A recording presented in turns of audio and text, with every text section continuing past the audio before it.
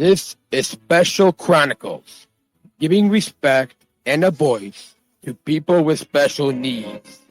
I shudder thinking how the world can be so cruel.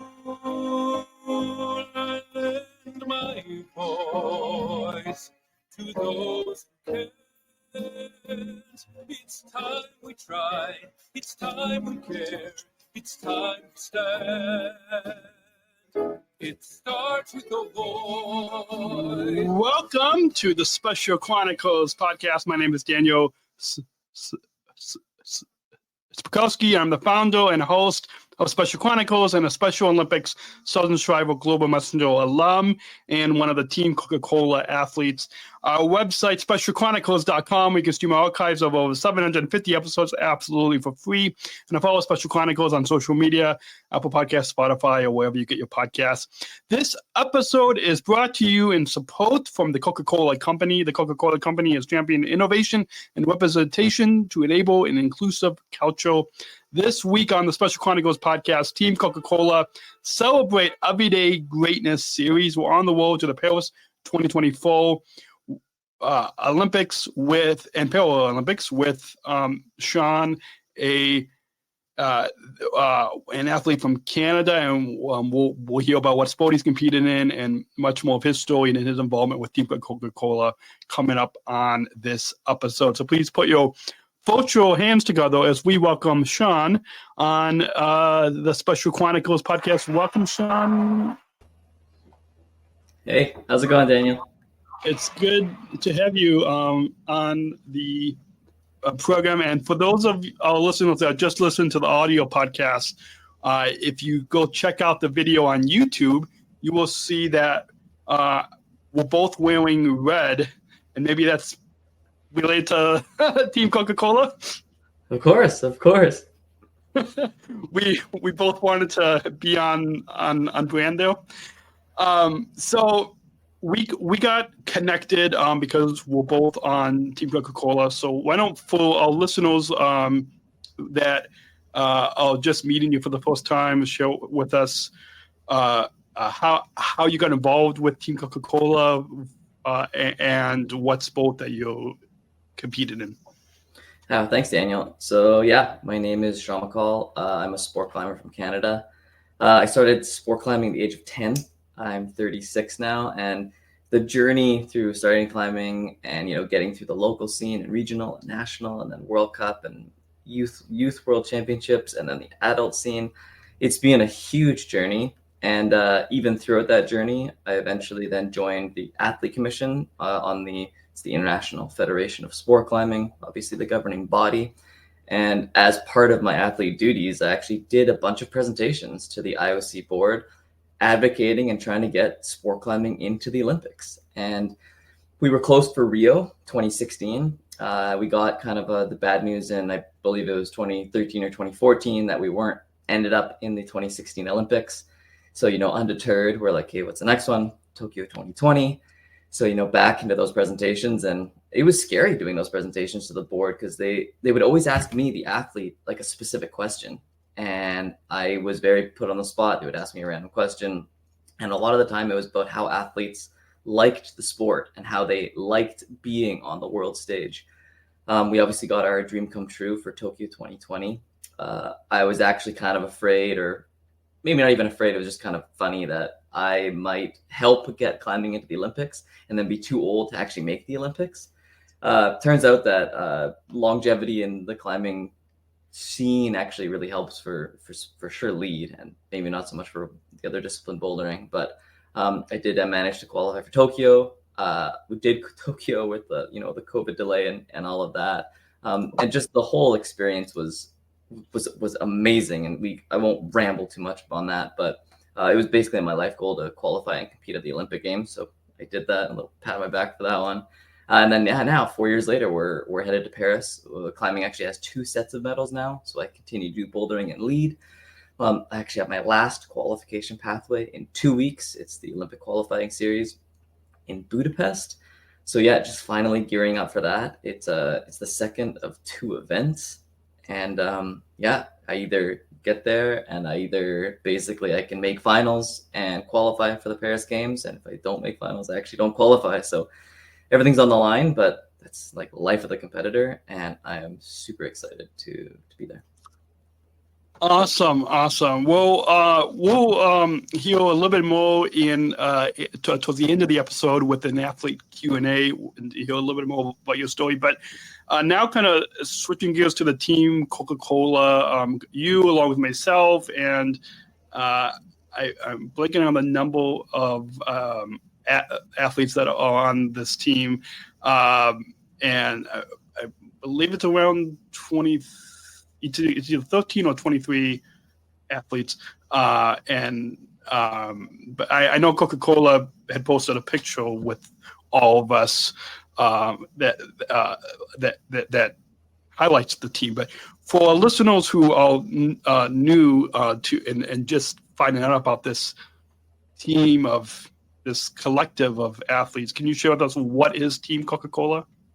Yeah, so I'll probably butcher it just because no one told me specifically what to say here, but to me, Coca-Cola is, a global team of athletes from across the world. We're in the able-bodied games, we're in the para games, and for the special games. And it's kind of an honor to be on Team Coca-Cola. I guess I didn't answer fully the other question, but I started talking to Coca-Cola in 2020, and they actually followed me and supported me through my 2020 Olympics as well. And kind of a backstory is that I've been drinking Coca-Cola like my entire life. And when I was on my youth team, it was kind of a running joke that I would show up to practice with a 2-liter of Coke and drink it during practice. And people are like, that's like trying to drink water. And I was like, no, like I need energy. I'm drinking sugar. And and that was my sugar. I'm also a huge candy fiend. So that's also goes actually really well with Coke. And then they supported me through this 2024 journey. And I got to actually meet a whole bunch of athletes when I went to Barcelona.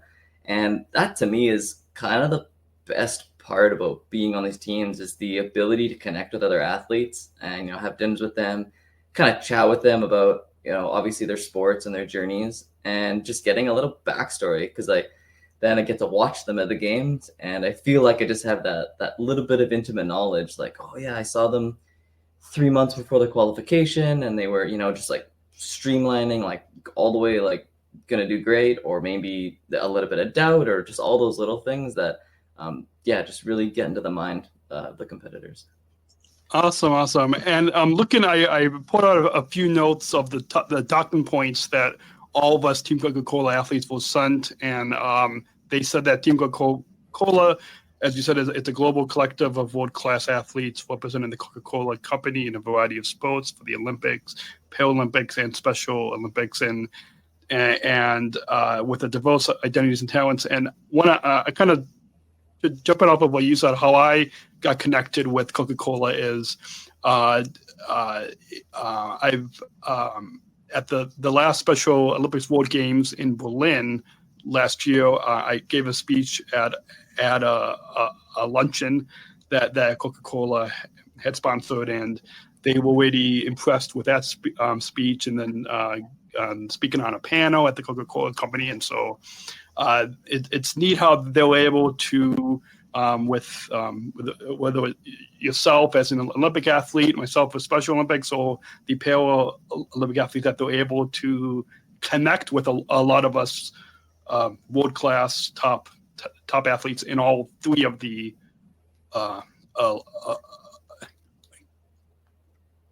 Olympics. Moving on, can you kind of share? You shared a little bit about what you would do as part of the Team Coca-Cola. I'm sure like doing interviews like this podcast is probably one part, but what else are you doing as an athlete with Team Coca-Cola? Yeah, so definitely, doing shows, doing podcasts, doing, I guess, video interviews too. I mean, like for you, those of you watching on YouTube, obviously you get to see my face and how I react and interact, and I actually really love that. I'm a huge podcast advocate because I can listen to them when I'm training and when I'm driving to training, if it takes 20 or 30 minutes or anything like that. So I like love podcasts, and yeah, we live in a world where we consume media, whether it's a podcast or a YouTube or, social media, TikTok, Instagram. And then, yeah, back to your kind of initial question, it is about celebrating everyday greatness and championing the little moments. And so I've been in my sport for obviously so long, and a funny kind of little backstory too is, so when I was really young, and we won't name the athlete because I don't want to shame them, although I kind of do anyways, is, I went to one of my idols when I was really young, and I was like, I really wanted to get a picture and an autograph. And so I kind of went up to them. We were at a trade show. So yeah, they were busy, and I waited for a little bit, and then I finally built up the urge to ask, and they literally said no. And I was pretty crushed. I was like, I don't remember how old I was. I really blocked from it. I was like 12 or 13. And it really stuck with me. And I was upset. And I think later, within the next year, I probably did get the autograph or photo. I really don't remember. But I basically told myself that if people ever asked for my autograph, I would never say no, unless I was, going to isolation or something like that. And I've kind of thought about that my entire career. And now, I guess people do ask my autograph and photos, and I try really hard to be there for fans and for the sport and just for everyone. And so, especially once I'm done the competition and I have no more things to do that day, if I have to get home to sleep or, all those things, maybe I cut it to 10 minutes or 20 minutes or whatever it is. But, when I won world championships in Paris, we were sitting in the stadium, and I signed autographs for 2 hours. And I was actually super proud to do that, because I was just stoked that 2 hours of people filtering through wanted to get autographs and pictures. And I'm done. We did the podiums. Actually, I think we were waiting for the podiums. I ran off and did it halfway through. But to me, I love that stuff. Having 8,000 people watch, not specifically me because I'm just part of the competition, but, to watch the finals, and then I happened to win on that route, and then, to win the overall it's really, really special to me. And then the fact that I guess I also speak French, so then they can actually speak French to me and kind of, interact with me that way. I think is really special. And I'd love to give back to the community. Awesome. We're going to highlight a little bit more about that theme for this year's Team Coca-Cola Celebrate Everyday Greatness, and as well coming up after the break, as well as some highlights from the Barcelona Photo Shoot that you and myself and the other athletes took part in last fall. So we'll be right back right here on SpecialChronicles.com with Sean. And support for Special Chronicles comes from listeners like you. Please join our supporters with a monthly or one-time donation so you can operate our studio and continue our mission, giving respect and voice to people with disabilities. Visit specialchronicles.com/give. That's specialchronicles.com/give to donate today. We invite you to access Special Chronicles PLUS, our behind-the-scenes podcast, bonus content, and to help support this show. Visit specialchronicles.com/plus. That's specialchronicles.com/plus to join today. And with that, as I fade that up, you had mentioned on Celebrate Everyday Greatness, and I think that speaks. This theme speaks to a little bit of what you shared in the previous segment about wanting to sign or at least do your best at signing autographs with everybody that you meet, and I think that gets to the heart of what this theme is. It's much more than just a public relations narrative. It's much more than this global advertising campaign that you and me and the other Team Coca-Cola athletes are featured in. And so can you share with us from your perspective, what is this Team Coca-Cola Everyday Greatness PR narrative? Yeah, I mean, it's hard to put into words, really. I think of them supporting a team. They're supporting individuals. They're supporting people from all different games, and really they're bringing them together. They're supporting them, and they're asking the athletes how they want to give back. And part of my favorite parts about being on the teams is I actually like going to photo shoots and doing those things because my sport is pretty small. Like it's rare for a climber to go and do a photo shoot with like lights and 3 or 4 people there, or like 10 people there, and like a big schedule, or maybe you got on a plane to get there. And when you think of like, I don't know, like the NBA and the NHL and all those types of things, I think of that stuff a lot. And I grew up watching sports, love sports. I played soccer growing up, lots of those. And so yeah, to have climbing kind of join that collective, I think is really cool. It's like, stepping up the whole sport. Even like not me, but some other climbers, I think it's 2 or 3 have actually been featured in like GQ and some of like the top like really cool fashion magazines. Actually, our Olympic gold medalist did that, and it's amazing because like I see that, and like I've seen the covers of all those magazines, and I'm like, oh, cool, and then to know someone on the cover personally is really cool. And so yeah, kind of coming all the way back is just Team Coca-Cola putting all these athletes together, hopefully getting to meet them as well. Then hopefully maybe I get to even see them in Paris and say hi. Obviously we're going to be in our little like zones. Like I don't want to distract people, but if I can, go and have a coffee or have a drink, have a Coca-Cola. Awesome. Yeah, definitely. I loved what you said, and jumping back to kind of the photo shoot that we had mentioned, that you had briefly mentioned in the previous segment, and maybe kind of share a little bit more of, because just like you, I don't participate in that many photo shoots, and so can you kind of show just kind of briefly some behind the scenes of what that photo shoot was like in Barcelona, and then a highlight of meeting another athlete. We had each night there was a dinner where we all got to meet, and in the pre-show you had said that you enjoyed connecting, and I myself as well. It's fascinating to connect with other athletes, especially other athletes in different sports than what you compete in, and kind of hear each other's stories and journeys. And you can share some behind the scenes highlights from the actual photo shoot, and then going into the dinner that we had. Yeah, so the Barcelona photo shoot, it was sometime last year. It was actually right after my Pan American Games. Actually, I left a day early to kind of race there to get there, but everything worked out.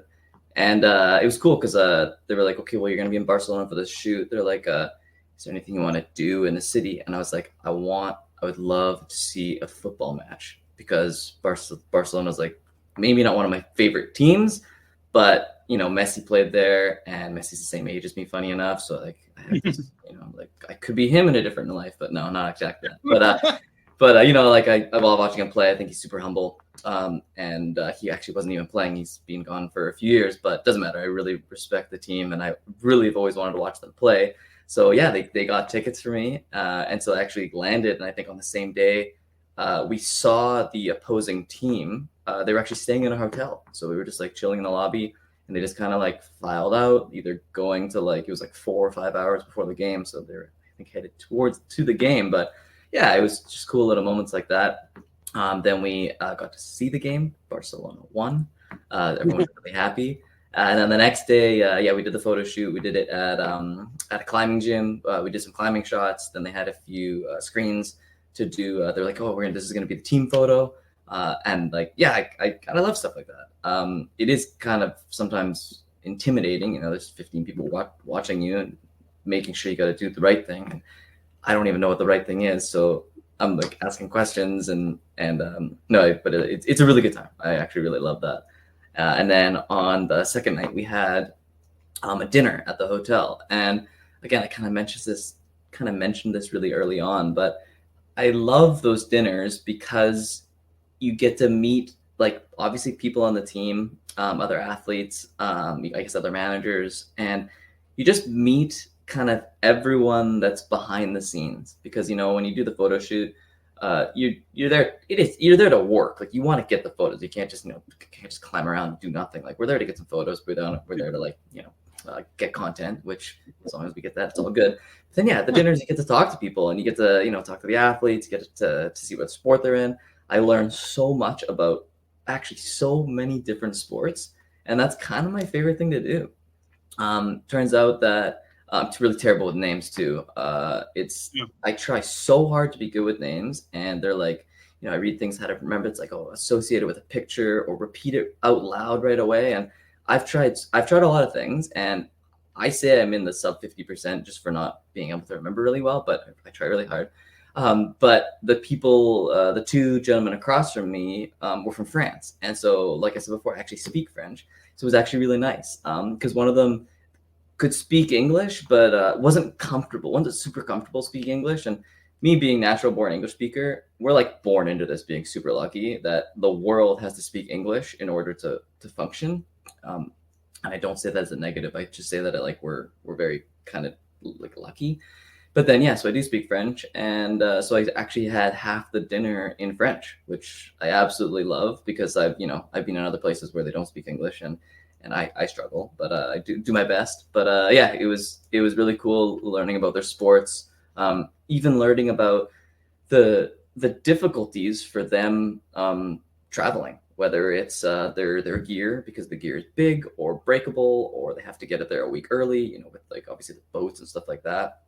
But even bicycles, bicycles are for sure expensive. How many do you bring? And some of their answers is minimum 2, because you never know, one might break.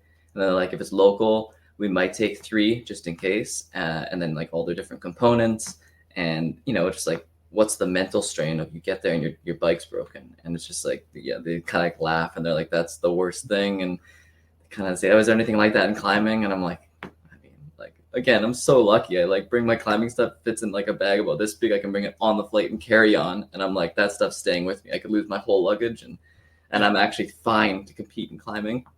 But we're just kind of having a laugh. And we talk about how the cycle of the seasons work, and the cycle of the Olympics and how they work, the qualification pathways. And it's a really good time. I generally love meeting other athletes, because to me, they're just the same person as me, just in a different pathway, in a different kind of dimension and all that kind of stuff. And I'm like, I often will think of that's just me in a different life. They chose this sport, they did this, and all these different things. And so I love to kind of honestly, it's a little bit of living precariously through them, even though I love my sport, I love everything I do, and I get to share. And so I love meeting other athletes and hearing their stories.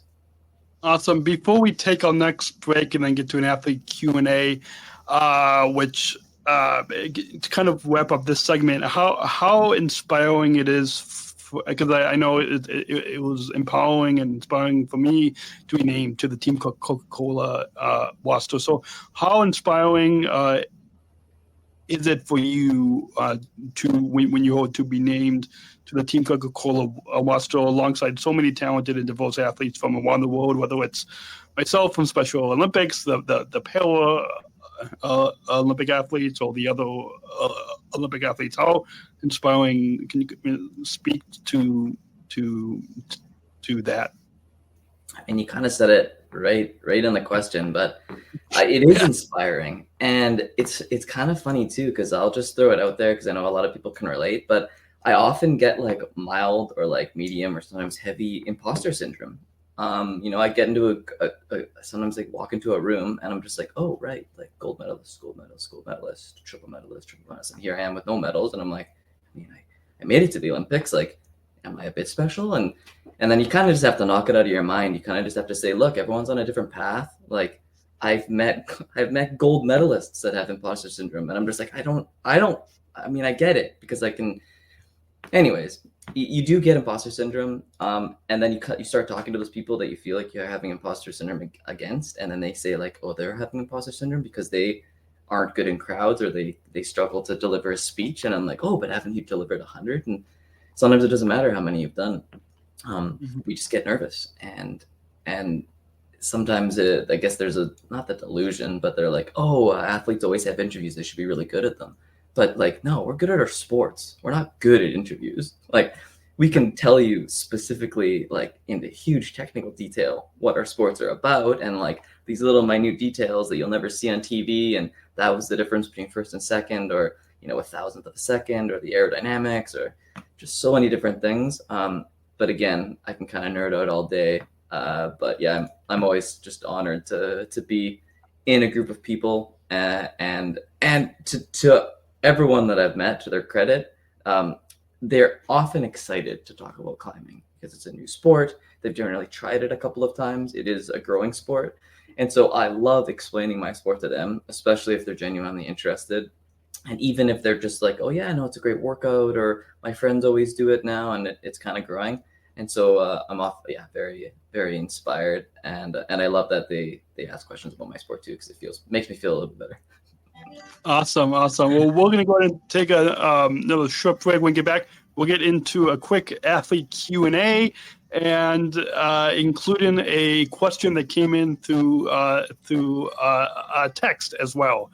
So we'll get into that when we get back. Support for Special Chronicles comes from ComEd, Energy Force Ambassador Program, the country's first, the United States' first energy and solar efficiency education program, designed for and taught by people with disabilities. Learn more at specialchronicles.com/ComEd. That's specialchronicles.com/ComEd. And as we get back, we're gonna go ahead and get to a quick. We're running about 26 minutes, so we're gonna try to kind of run through this athlete Q&A pretty quickly, and so but first I'm going to jump to a quick question that came in. We are pre-recording this, so nobody's watching us live right now as we're taping this. But I'm gonna begin with a question that came in through text. And by the way, if you listening want to, you can drop us in the comments if you're watching on YouTube, or you can you should be able to either text or email to feedback@specialchronicles.com. But here, the question is for you, Sean. What is it like? What is it? What is it that you like most about the sport of rock climbing? Is it the adrenaline rush? Is it the challenge or danger? Is it the beauty of the scenery? Is it the physical excursion? What is it that you like most about the sport of rock climbing? Wow, so there's so many things I love about climbing, and kind of usually narrows to the top two. And so I'll kind of answer it as a double part question, but one of the things that I love most about climbing is that it constantly is in a state of change. And I say this because every time we get to a new competition, whether it be the Olympics or a World Cup or a local, the course, so like the boulder problems or the route where we climb with the rope, is different. And the route setters, the people that have created this course, come up with it in the week or weeks before. And so every single rock climbing competition is different. I'm excluding speed climbing here. Speed climbing is the one where you race. That actually has a standardized wall, the 15-meter, standardized everything. But to me, it's that climbing is always in a constant state of change, and it will continue to change, throughout different trends. And so I think that's very much in the spirit of rock climbing, and that's kind of what I love most about it. Awesome. Now to kind of wrap up this Team Coca-Cola conversation, what can you share with us? You shared a little bit about what it means to you, but what it kind of just briefly describe, what does it mean to you to be part of Team Coca-Cola? I guess to me, like I said, I grew up drinking Coca-Cola my whole life, and so when they reached out and they offered to start a partnership, I was overjoyed, and all my friends were like, "Oh, Sean, that's a perfect fit." Like I have some like Coca-Cola merch that I wear all the time now, and to me, it's very humbling. I'm happy. I guess I'm having trouble coming up with better adjectives, but just like I'm happy to join the team. I'm happy to wear the brand, and I love what Coca-Cola does with the Olympics. They support them. they support the Olympics, they create these teams. And so I really like the direction that they're going in. Awesome. Same here. It's empowering for me that that Coca-Cola is able to connect and be inclusive with whether it's yourself, Olympic athletes, Olympics, or us with the Special Olympics movement. All three of the Olympic movements were able to.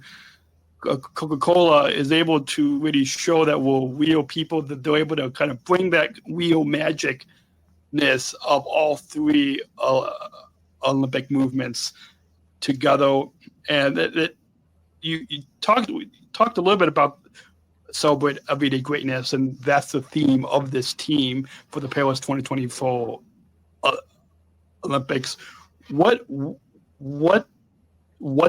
does celebrate everyday greatness mean to you, and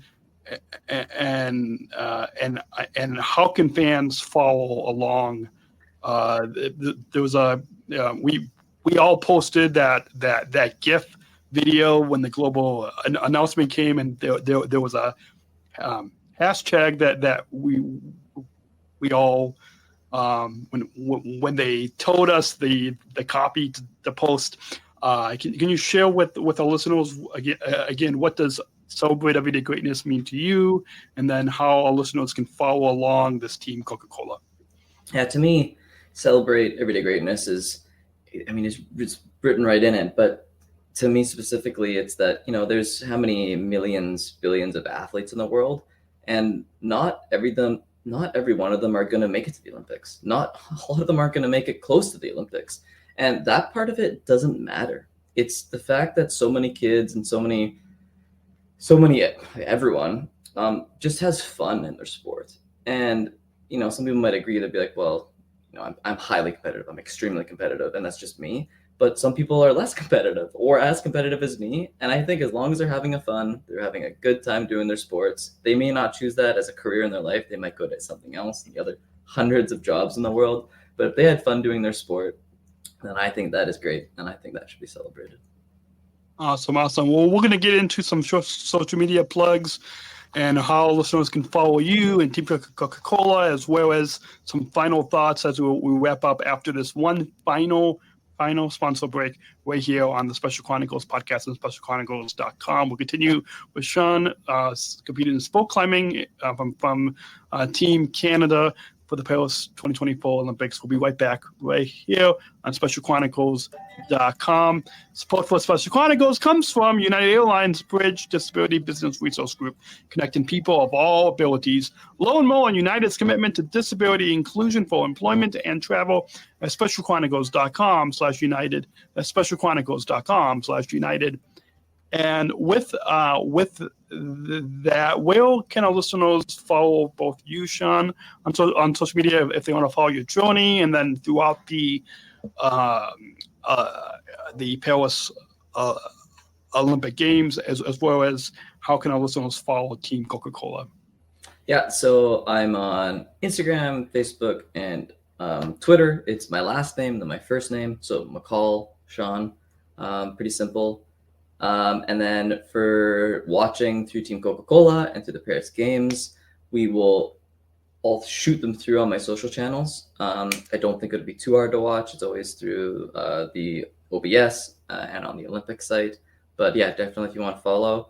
I usually do training and a lot of climbing stuff, and kind of like a little bit of behind the veil of my journey. Awesome. So if you or your management team can send me the social media links, so I'll make sure to put those in the show notes in the description below, so our listeners can follow you. And again, that hashtag for our listeners, celebrate everyday greatness. You can follow Sean as he goes to the Paris 2022 Olympic Games. Do you have any, before we get to this final question, do you have any final thoughts on your time today on the Special Chronicles podcast that you'd like to share with our listeners? Just again, celebrate everyday greatness. Go out there, have fun, do whatever sport you want to do, follow along, and at the same time, just be supportive. Be supportive of everyone and everything around you. Awesome. Well, that's a perfect final thought, and I want to share with you. You had mentioned a few times that at that dinner at the Barcelona Photo Shoot that you enjoyed connecting with the other athletes, and I did as well. And in fact, my sister had come with me, and we started when we got back to the hotel after the dinner. We started following a few of the other Team Coca-Cola athletes on Instagram. So it's neat how it's neat and empowering that we're able to follow each other, both in the sport that we're competing in, but also in the other sports. Yeah, I agree. We got one final question, and to introduce that, we've got a bumper. So let's go ahead and roll that bumper. We're not just I should tone that volume up. Let's go ahead and roll that bumper. We're not just athletes. We are the ambassadors of an uprising. Peaceful protesters. In a rebellion against anyone who has a fear of difference. Difference. Our demands are Equality. dignity, and the recognition of our shared humanity. We will not stop or accept anything less. Today, our world is more divided than ever. And coming together has never been more urgent. The revolution is inclusion. Find out more at jointherevolution.org. Ever since I attended the 2019 Special Olympics World Games in Abu Dhabi, which was back in 2019, the first time that the Special Olympics World Games had come to the UAE, had come to that region in the world. And so I've been asking all, I guess, one final question. I think it of course, our listeners tune in to this podcast and to any podcast for entertainment, but also I believe a big part is to also kind of take something with them into their own life and into the community. And so in addition to the final thoughts that you shared, I think that this question kind of speaks to how it. And can you share with us, what does inclusion mean to you? Inclusion? Oh man, I could talk about this for a while. I'll try to sum it up quickly. I can see it in my mind. Inclusion would be the right of everyone to. I'll talk about specifically for sport because I think it's more for me a good pathway, but would be the ability and the right for everyone to try whatever sport they want without any barriers. And a lot of that would depend on other people to give them that opportunity. But I definitely do think it is a right to be able to try different sports and to be not excluded in trying any of them based on where you live or what you look like or so many of those things. But yes, definitely the ability to try the sports that you want. Awesome. Well, that's a perfect way to wrap up this episode. Got a few final thoughts on this episode I'd like to remind you all. You can shop our merchandise store and know that 60% of the profits will go back to Special Chronicles.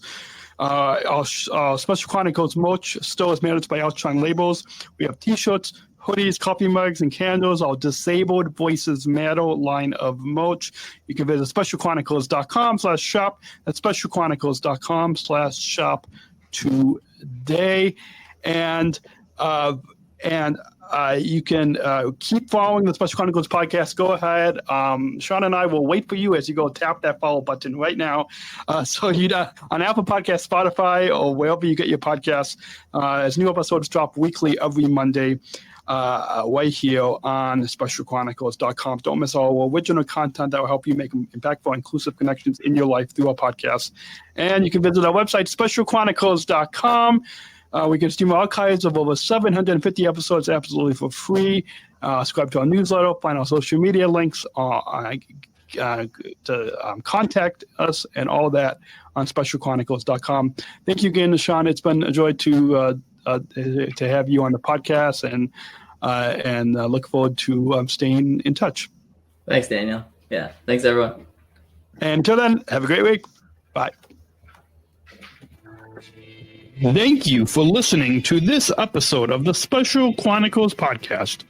Our podcast was produced by Daniel Smrokowski on the Special Chronicles Network. Follow Special Chronicles on Instagram, Facebook, Twitter, LinkedIn, and YouTube. Subscribe, rate, and review Special Chronicles on Apple Podcasts, Spotify, or wherever you listen to podcasts. Our website, specialchronicles.com, where you can stream our archives of over 500 episodes for free. Also, there's a list of our favorites, original series, award-winning columns, and blogs. And sign up for our newsletter to receive exclusive bonus content delivered to your inbox. Again, specialchronicles.com.